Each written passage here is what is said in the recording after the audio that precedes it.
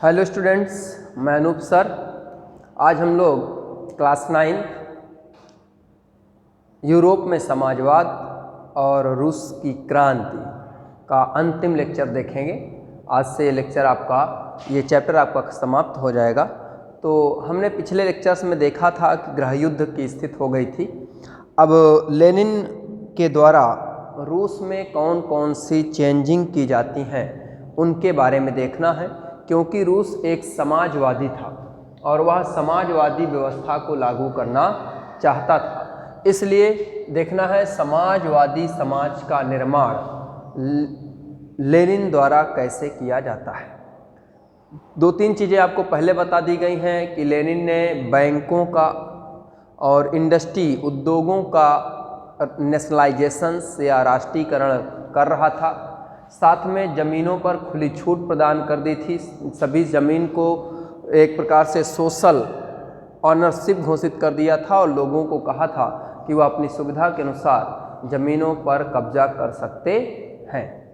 तो नेक्स्ट है, आगे देखते हैं कि उसने क्या किया। इस व्यवस्था को आगे बढ़ाने के लिए एक केंद्रीय नियोजन व्यवस्था को लागू किया, मतलब सेंट्रल या सेंट्रलाइजेशन प्लानिंग।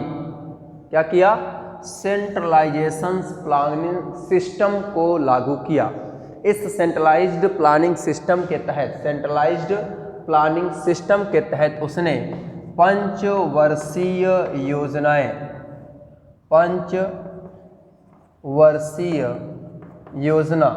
यानी 5 ईयर प्लान्स को लागू किया। ठीक है ना।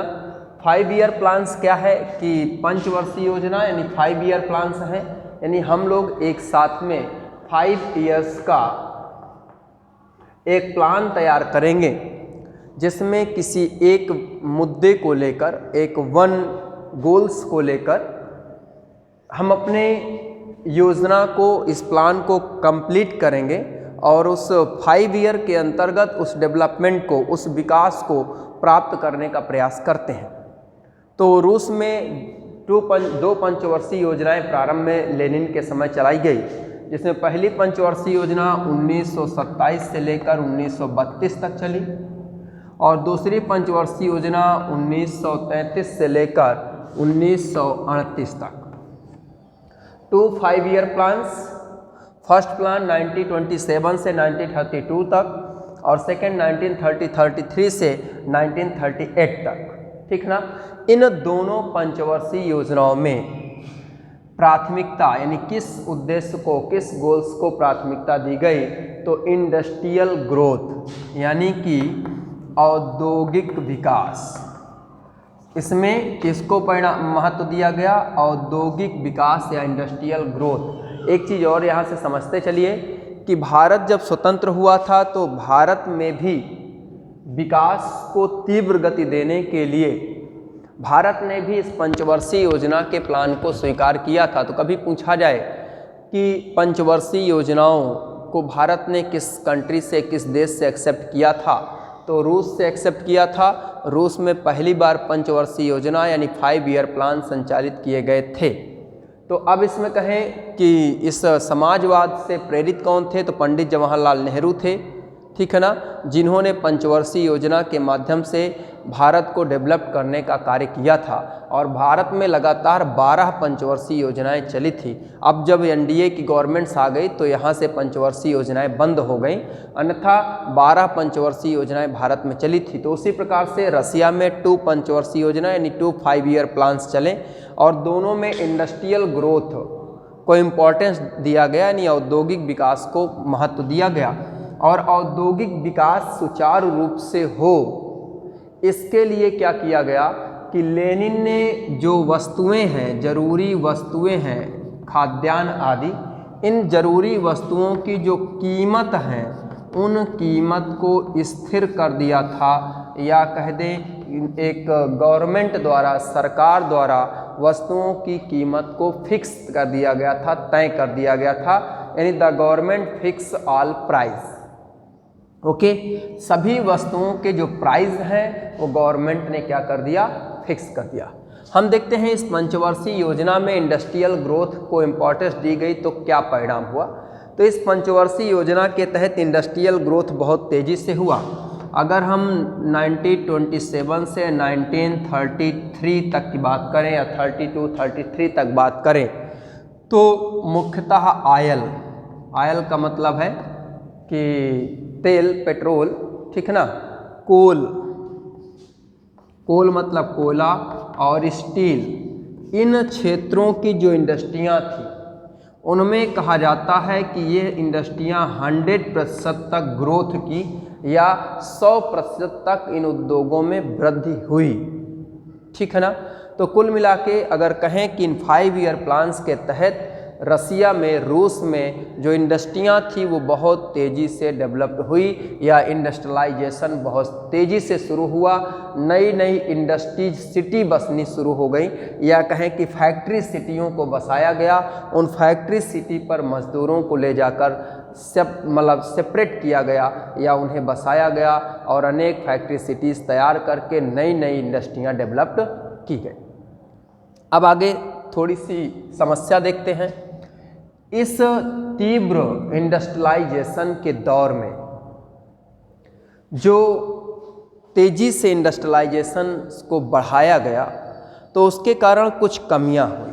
इसे कह सकते हैं रैपिड कंस्ट्रक्शंस, यानी कि रैपिड कंस्ट्रक्शन का मतलब है कि खराब निर्माण, तो यहाँ पर रैपिड कंस्ट्रक्शंस, जल्दबाजी में जो निर्माण प्रक्रिया थी वो बहुत खराब हुई, जिसके कारण जो कार्य स्थितियाँ थी वह भी क्या हो गई, खराब हो गई। कार्य स्थितियाँ मतलब है वर्किंग कंडीशन, तो यहाँ कह सकते हैं पुअर वर्किंग कंडीशंस, ठीक है ना। तो यहाँ पर कहें कि जो रैपिड कंस्ट्रक्शंस हुआ, उस रैपिड कंस्ट्रक्शंस के कारण कार्य स्थितियाँ क्या हो गई, खराब हो गई, यानी पुअर वर्किंग कंडीशन आ गई। एग्जाम्पल देखते हैं। यहाँ पर एक स्टील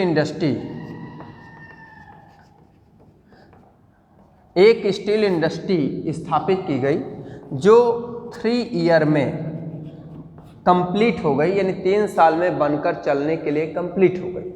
लेकिन इस जल्दबाजी में जो फैक्ट्री को, जो स्टील संयंत्र को निर्मित किया गया, इस 3 साल में इसको बनाने का एक दुष्परिणाम हुआ कि जब फर्स्ट ईयर ये फैक्ट्री चलनी शुरू हुई तो 365 दिन में ये 550 बार, यानी लगभग 550 बार इस फैक्ट्री को या इस स्टील इंडस्ट्री को, जो स्टील संयंत्र था, इसको रोकना पड़ा या बंद करना पड़ा, या कहें 550 बार ये बिगड़ी।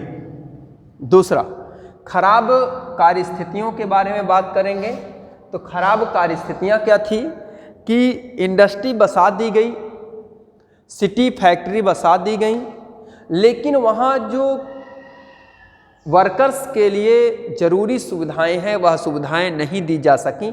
जैसे एग्जांपल है कि रूस में ठंड बहुत तेज़ पड़ती है, लगभग -40 डिग्री तक टेम्परेचर चला जाता है, तो जो उनके लिए डॉर्मेटरी मज़दूरों के लिए बनाई गई 4-4, 5-5 मंजिले तक डॉर्मेटरी तैयार कर दी गई, लेकिन उन डॉर्मेटरी में शौचालय, टॉयलेट की कोई व्यवस्था नहीं थी।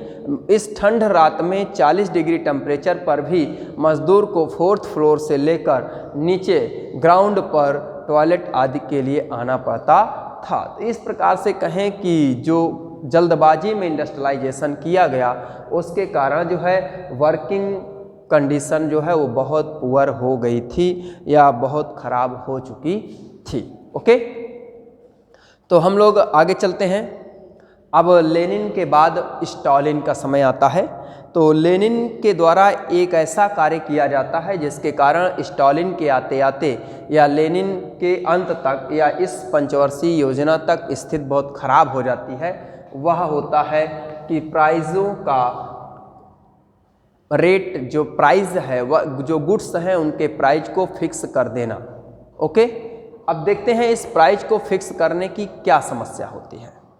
और अब लेनिन का समय ख़त्म होगा और लेनिन के बाद स्टालिन आएंगे और स्टालिन उस समस्या से निपटने के लिए क्या करेंगे हम लोग इसके बारे में देखेंगे। तो अगला टॉपिक जो आपका है वो स्टालिनवाद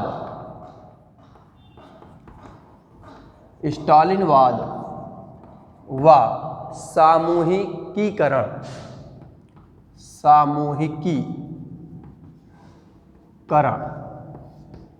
स्टालिन है और सामूहिकीकरण का मतलब होता है कलेक्टिवेशंस, ठीक है ना। तो हम लोग देखते हैं क्या हुआ कि 1927 से जो पंचवर्षीय योजना शुरू की गई या जो 5 ईयर प्लान को शुरू किया गया, उसके तहत जितने भी गुड्स थे इन सभी गुड्सों के जो प्राइस हैं वो क्या कर दिए गए, फिक्स कर दिए गए थे। और इस प्राइस को फिक्स करने के कारण जो वहाँ के पीजेंट्स थे, जो किसान थे, वह इस तय मूल्य पर, इस फिक्स प्राइस पर अपने अनाज को, यानी जो उनका प्रोडक्शन था, ग्रेन्स था, उन ग्रेन्स को बेचने को तैयार नहीं थे। तो जितने भी किसान थे, किसानों को अगर कहें तो कुलक, संपन्न किसानों को कुलक कहा जाता था, ठीक है ना। संपन्न किसानों को क्या कहा जाता था, कुलक। तो आपसे कभी भी आ सकता है कि कुलक कौन थे, तो आप बताएंगे कि कुलक जो है एक प्रकार से संपन्न किसान थे। तो जो किसान है वो गवर्नमेंट द्वारा जो प्राइस तय किया गया था उस प्राइस पर अपने ग्रेन्स को, अपने अनाज को बेचने को तैयार नहीं हुए। परिणाम ये हुआ कि धीरे धीरे जो ग्रेन सप्लाई है, जो मतलब एक प्रकार से वस्तुओं की सप्लाई है, वह जो है शॉर्टेज होने लगी, यानी प्रॉब्लम ऑफ ग्रेन सप्लाई, ठीक है ना। यानी अनाज की आपूर्ति की समस्या होने लगी। अब इस आपूर्ति की समस्या से निपटने के लिए यहाँ पर आ चुके हैं नए रूलर जिनका नाम है स्टालिन। स्टालिन ने क्या किया, पहले तो उसने ऐसा कार्य किया कि जितने भी कुलक्स थे, संपन्न किसान परिवार थे, जितने भी बिचौलिए दलाल लोग होते थे, उन सभी लोगों के पास जितना भी घर पर ग्रेन्स, अनाज इकट्ठा था, फोर्स को भेजकर उस अनाज को ज़बरदस्ती जब्त कराया गया। यानी सबसे अनाज को ज़बरदस्ती लिया गया। क्यों? क्योंकि लोग ये अपना अनाज को बेच नहीं रहे थे। क्यों? इस प्राइस पर बेचने को तैयार नहीं थे।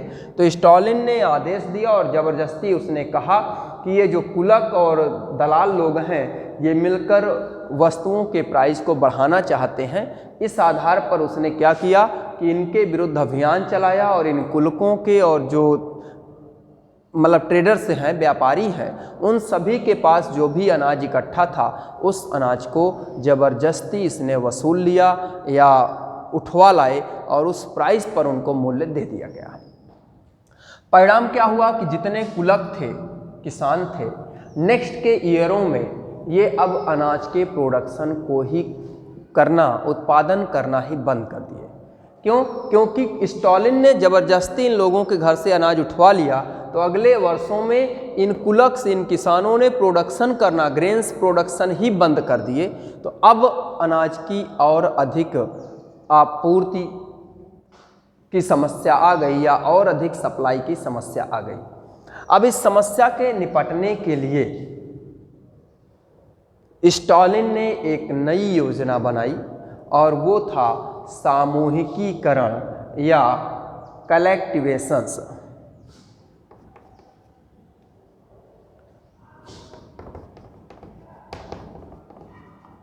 ठीक ना, कलेक्टिवेशंस या कहें, रुक जाइए, VISA, ठीक ना, कल्टिवेशंस है या सामूहिकरण है। इसने, स्टालिन ने कहा कि लेनिन द्वारा जो यह काम किया गया कि पूरी लैंड्स को कम्युनिटी की ऑनरशिप घोषित करके लोगों को खुली छूट प्रदान कर दी गई थी, इसके कारण जो उनके एग्रीकल्चर्स लैंड है वो बहुत छोटे हो चुके हैं और छोटे होने के कारण उनमें मॉडर्न तरीके से एग्रीकल्चर नहीं की जा सकती है, यानी आधुनिक तरीके से खेती नहीं की जा सकती है, इसलिए प्रोडक्शन क्या होता है, कम होता है। इसने कहा कि अब जो है क्या करेंगे, सामूहिकीकरण करेंगे, यानी कि हम सभी खेतों को, कुछ परिवारों के खेतों को इकट्ठा करेंगे, एक बड़ा खेत बनाएंगे और उस खेत पर सभी परिवार के लोग काम करेंगे। जितना प्रोडक्शन होगा उसका जो प्रॉफिट है वो उन किसानों को दिया जाएगा। सभी किसान एक सामूहिक भोजनालय पर भोजन करेंगे, प्रॉफिट प्राप्त करेंगे। तो इस प्रकार से लेनिन ने सामूहिक खेतों का, या कहें कि कलेक्टिव फार्म्स तैयार करने शुरू किए। ठीक है ना, क्या किया, कलेक्टिव फॉर्म के बारे में अगर कहें तो कलेक्टिव फॉर्म को ही क्या कहा जाता है, कोल खोज। कलेक्टिव फॉर्म मतलब सामूहिक खेत निर्मित करना शुरू कर दिया, जिन्हें कोल खोज कहा जाता था, कोल खोज। ठीक है ना, तो ये दोनों शब्द याद रखिएगा। आपसे अगर कुलक पूछता है तो संपन्न किसान होते हैं, और कोल खोज पूछता है तो कोल खोज का मतलब सामूहिक खेत होते हैं। तो लेनिन ने इस प्रकार बताया कि खेतों के वितरण के कारण ये समस्या है, इसलिए उसने क्या किया, सामूहिकरण यानी कि कलेक्टिवेशंस का सिस्टम लागू किया और कलेक्टिव फार्म्स यानी सामूहिक खेतों को बनाना शुरू किया। और इसमें यही सिस्टम है कि जो लोग हैं, इससे सभी लोग एक साथ इस खेत पर काम करेंगे और जो प्रॉफिट होगा उस प्रॉफिट को आपस में लोग बांट लेंगे। अब देखिए, जब यहाँ से अनाज उठवाया गया तो इन कुलक्कों ने क्या किया, अनाज उत्पादन बंद कर दिया। स्टालिन ने उसके लिए नया सिस्टम लागू कर दिया, सामूहिक खेत, आप प्रोडक्शन करेंगे तो प्रॉफिट मिलेगा, नहीं प्रोडक्शन करेंगे तो नहीं मिलेगा। अब सामूहिक खेत करने से एक नई समस्या, अब जो इसका विरोध करने वाले कुलक थे, इन लोगों ने अब इस विरोध को नए तरीके से शुरू किया। उन्होंने जो अपने लिव स्टॉक थे, लिव स्टॉक मतलब पशु, जिन्हें हम लोग क्या कह सकते हैं, कैटल, ठीक है ना, जो उनके पशु थे यानी जानवर थे, उन जानवरों को समाप्त करना, खत्म करना शुरू कर दिए। और कहा जाता है कि लगभग इन्होंने 1 ईयर में अपने 1/3 लिव स्टॉक को समाप्त कर दिया या पशुओं को समाप्त कर दिया। अब स्टालिन ने इनके विरोध को रोकने के लिए एक कड़ा रुख अपनाया। अब जो भी इस कल्टिवेशंस का यानी कि जो कलेक्टिव फार्म्स के सिस्टम का विरोध करता था या समाजवादी व्यवस्था, सोशलिस्ट व्यवस्था का विरोध करता था, उसे दंडित किया जाता था, देश से निर्वासित किया जाता था। तो इस प्रकार से देश निकाला और निर्वासित करने का काम लेनिन द्वारा शुरू किया गया। लेकिन आगे चलते हैं। कुल मिलाकर अगर हम इस सामूहिकीकरण की बात करें, जो आपका कलेक्टिवेशंस है, तो इस कल्टिवेशंस से उत्पादन में कोई वृद्धि नहीं हुई, या कह दें कि ये एक प्रकार से एक नाटक रह गया। इस कल्टिवेशन सिस्टम से प्रोडक्शन में वृद्धि नहीं हुई और इस कल्टिवेशन सिस्टम को लगाने के कारण रूस में अब तक का सबसे बड़ा अकाल पड़ा, यानी कि एक प्रकार से मोस्ट डेवस्टेशंस फार्मिंग, सबसे बड़ा अकाल पड़ा, जिसमें लगभग 40 लाख लोग भूखों मर गए। 40 लाख लोग जो है क्या हुए, अकाल के कारण खाद्य सामग्री के अभाव में भूखों मर गए या डेथ हो गई। ठीक है ना। तो इस सिस्टम का जो दुष्परिणाम निकला वह यह निकला कि प्रोडक्शन में वृद्धि नहीं हुई और परिणाम हुआ कि लगभग 40 लाख लोग अकाल के कारण मारे गए। और लास्ट टॉपिक है the global influence of the French revolutions and the Soviet union, यानी कि रूसी क्रांति और सोवियत संघ का वैश्विक प्रभाव क्या हुआ।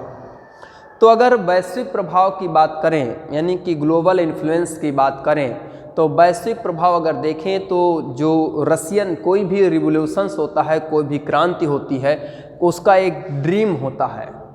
ठीक है ना। तो रशियन रिवोल्यूशंस का जो ड्रीम था वो रसिया में दिखाई नहीं दिया, क्योंकि यहाँ जो भी गवर्नमेंट्स आई उस गवर्नमेंट्स द्वारा एक तानाशाहीपूर्ण शासन स्थापित करने का प्रयास किया गया। इसके बावजूद भी इस सोशलिज्म व्यवस्था का, कम्युनिस्ट सिस्टम का विकास हुआ। कई देशों में कम्युनिस्ट पार्टियां बनी और उन्होंने अपना कार्य भी किया, ठीक है ना। लेकिन अगर कहें कई जगह कमिंटर्न, एक शब्द आएगा कमिंटर्न क्या है, तो कमिंटर्न आपको बताना है कि बोल्शेविक जो समर्थक हैं वो समाजवादी पार्टियों, बोल्शेविक समर्थक समाजवादी पार्टियों का एक इंटरनेशनल यानी अंतर्राष्ट्रीय महासंघ है या इंटरनेशनल यूनियन है। कमिंटर्न बोल्शेविक समाजवादी समर्थकों का एक अंतर्राष्ट्रीय महासंघ है। तो इन सब की स्थापना की गई। सेकेंड वर्ल्ड वार आते आते अगर देखें तो विश्व के लोगों को यह पता चल गया था या यह एहसास हो चुका था कि जो रशियन रिवोल्यूशंस था वह जो है रिवोल्यूशंस के आदर्शों के अनुरूप नहीं है, यानी वहाँ पूर्णतः डेमोक्रेटिक सिस्टम लागू नहीं हुआ। ये जरूर है कि इस समाजवादी व्यवस्था को लाकर एक पिछड़ी अर्थव्यवस्था वाला देश, एक बैक अर्थव्यवस्था, हमने शुरू में बताया था रूस एक पिछड़ी अर्थव्यवस्था का देश है, एक पिछड़ी अर्थव्यवस्था वाला देश विश्व की एक महाशक्ति बन चुका था। वहाँ उद्योग बहुत डेवलप्ड हो चुके थे। अब वहाँ पर खाने के लिए या मजदूरों को खाने की सामग्रियाँ प्राप्त हो रही थी। 1950 तक जाते जाते उद्योग बढ़ गए थे, प्रोडक्शन हो गया था, लोग सुखमय जीवन व्यतीत कर रहे थे। लेकिन कुछ कमियां थीं, जैसे लोगों को स्वतंत्रताएं प्राप्त नहीं थीं, लोगों के साथ दमनपूर्ण कार्य किए जाते थे या दमनपूर्ण व्यवहार किए जाते थे, या कहें कुल मिलाकर इस सोशलिस्ट सिस्टम के तहत लोगों को फ्रीडम और इक्वलिटी प्राप्त नहीं हो सकी। ठीक है, इसी के साथ चैप्टर ख़त्म होता है। कुछ पर्सनल प्रॉब्लम के कारण हम आपको 2 दिन वीडियो नहीं दे पाएंगे, तो इसकी एक्सरसाइज हम आपको सोमवार या मंगलवार तक आपको प्रोवाइड करा देंगे, ठीक है ना। तो 1-2 दिन हमारी वीडियो नहीं आएगी, इसके लिए मुझे बहुत खेद है। सोमवार से हम आपको रेगुलर वीडियो फिर से देंगे। धन्यवाद।